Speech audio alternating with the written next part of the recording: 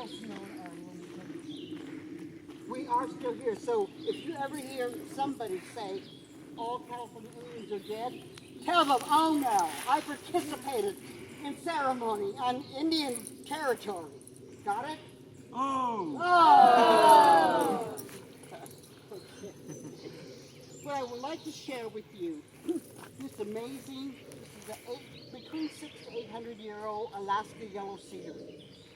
It was in Fort Chicago, and it's on a military base. And these logs were what kept the ships from colliding that had all the explosives in them.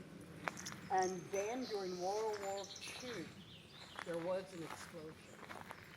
And there were perhaps 300 plus soldiers that were killed. There were arms and bodies all over the place. There was like in excess of 400 that were injured. And the commanding officer, because it was the most highly dangerous and hazardous place, the black soldiers was assigned in that area.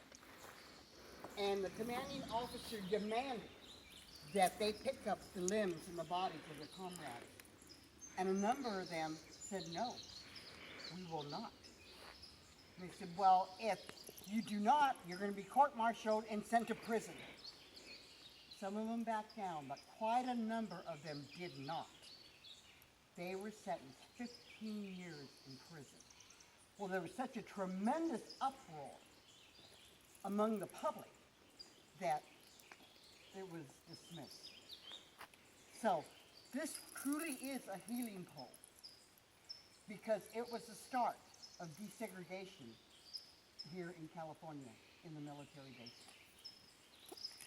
This was designed, the double helix, which is DNA of all life. It was designed by an amazing Shane Eagleton. And he is just an amazing, amazing man. He takes wood that no longer has a use and it's going to be destroyed or burned and will make incredibly beautiful pieces. As a matter of fact, I was in Albuquerque, New Mexico, and I was having some iced tea up at a bar, and he comes up to me and he pulls out a little thing that he had carved and gave it to me. And I thought, wow, this is special. And then I went to the restroom. When I came back, a woman sitting on the other side of him, he was giving her one too. And I thought, it was like his calling card. What organization commissioned him? It was John Larson family commissioned him to carve. There was 10 of these logs left that was not destroyed. And so one is at the Bronx Zoo, one is here in Indian Canyon, one is in Hawaii, one is at the amphitheater in Mountain View, and very, very similar. Very, very, very, very similar. This is my mother's spirit rock. Every shell, abalone shell there is a prayer. I have a lot of interns from different universities, primarily San Francisco State University and UCSC, University of California at Santa Cruz, and UCLA, and Stanford and JFK University. But they'll do work on different, they get credit for coming up here and working here in the canyon, and then we'll just attach each shell is a prayer.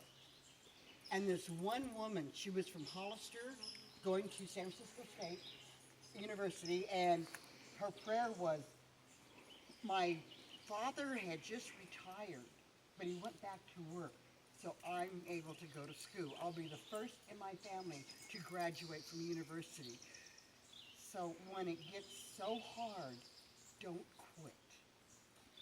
And I would be driving down here, I still feel that prayer. It's amazing how some of them just really stand out. And Canyon, you wanted to share something. Well, I'm going to set that on the ground then if it wants to be on the ground. I just wanted to offer, sorry, I'm doing shameless promotion right now, Indian Canyon Moots and Coloring Book to you. Well, thank you. And I've been working on the language revitalization. with the efforts of Karina Luna and Natasha Warner, a linguist. Karina Luna is our cousin from San Juan Bautista, who has been working on the language since 1998.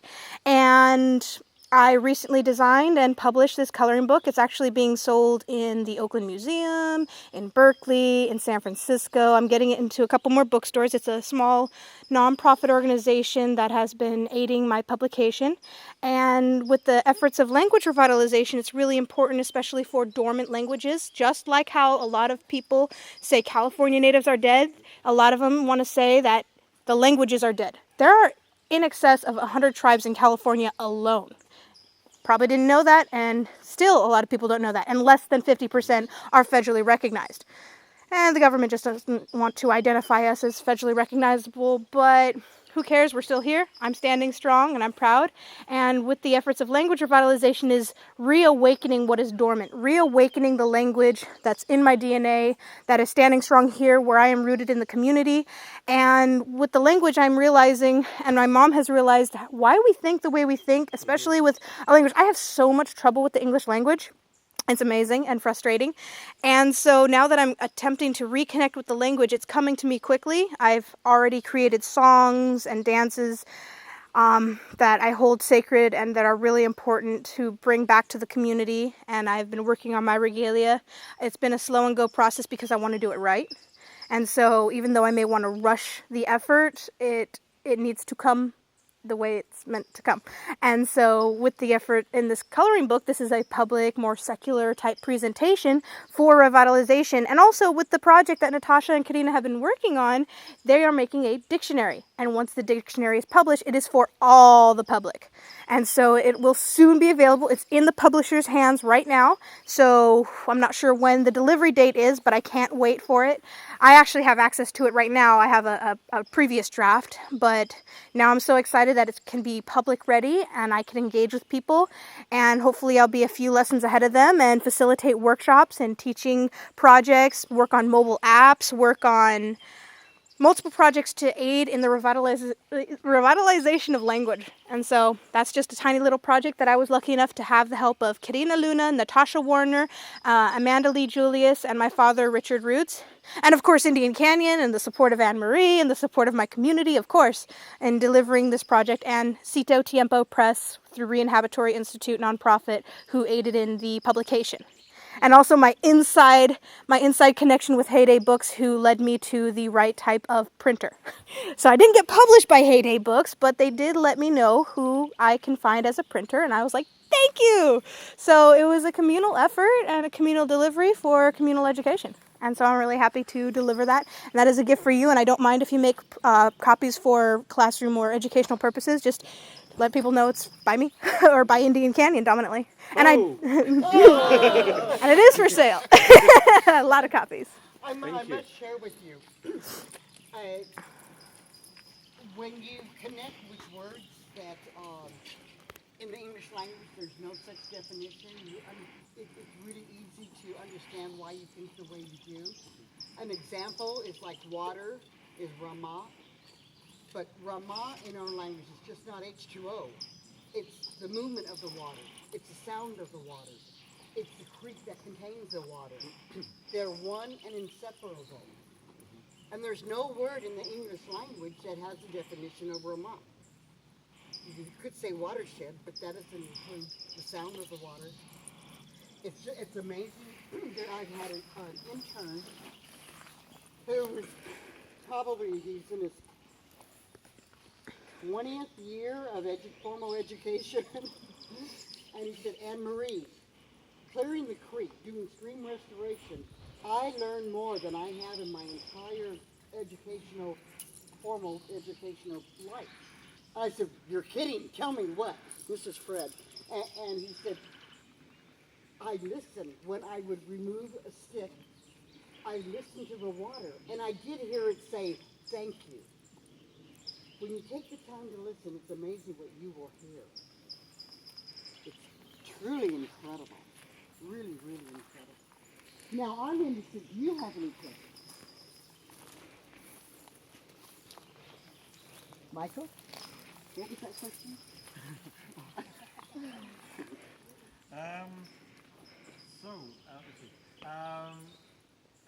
How did your family come to be here? Ah, we can document 42, 4,400 years. But I say we've been here since the beginning of time. You know when you are going through the vineyard, and then just when you come in, you see walking to Indian Canyon? Well, Ken Jamali owns the vineyard. It's not our property, but that's the old village site. That goes back tens of thousands of years. So we have always been here. Indian Canyon served as a safe haven for many of the native peoples whom did not like the restriction at the mission of San Juan Bautista. When you go there, just check it out and ask, who were the people that built the missions? It wasn't very pleasant for many of the indigenous people. Some would escape and go back to their village that was no longer there. And then they were rounded up again.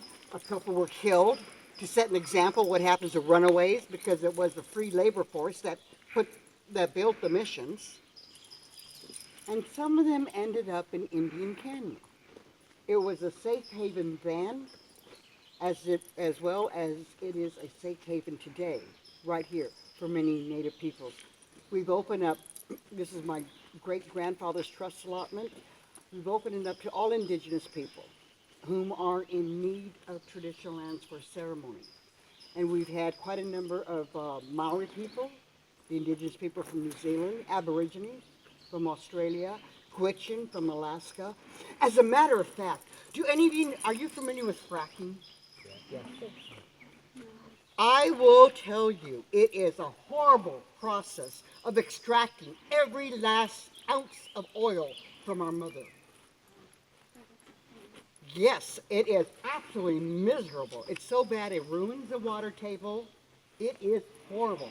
And I will tell you, I was one of the signatories to get ban fracking in San Benito County on last November's ballot. And we had Citadel Oil Company got a permit to build, and called it Indian Wells, got a permit to do 15 exploratory fracking wells up by up by the Pinnacles. We, primarily the retired teachers and volunteers that got together, we were strong. I mean, I was out there going door to door. Don't forget to vote. Vote yes on J. Ban fracking in San Benito County. And the oil companies, 16-1. They spent $2.1 million. And we raised about $140,000. But we won. And so I cannot tell you how important it was. What was really, the oil companies play dirty. I mean, they are nasty. Every Thursday we were meeting, and every Wednesday at Farmers Market we had all our information, educate the people booth there at the Farmers Market. And we're trying to raise money so we can get the flyers out, get the posters up. And one woman and her husband, they are having a dinner, a fundraiser. It's $50 a ticket. She had sold $4,000 worth of tickets. This is like coming Saturday. And on Thursday, she got a call from the health department. And they had a video of her taking money and giving a person 2 dinner tickets. You are selling to the public. You have to have certain standards of where you prepare your food. You have wine, you need a beverage and bar permit. And they said, we would like to see your setup. They went to her house. They said, you cannot have this fundraiser here at your home. Because of 1, 2, 3, 4, and 5. She was devastated. What am I going to do with all the food? And I guess, how do I give the people's money back? Or we could rent the Veterans Hall and because they have the permits, but there goes all our profit. And she was in tears. And so I said, well, we have Indian Canyon. It's Indian country. We are not subject to the state, the city, or the county regulatory agencies because it's federal land. It's Indian country. And I became a hero. It was so great. It was so great. And then I said, but you're on your own. You're welcome to use the chairs, the tables, the generator, the speakers, the mic. I said, but I have a medicine man coming in from Greenland. He's Eskimo. And I said, he has his entourage, and I have some Maloney people up at the cabin. I said, so, she goes, no problem. I'll just get there early, and we will take care of it. I said, great. And so I go, oh, God, I got to clean the compost toilet, I got to clean the windows.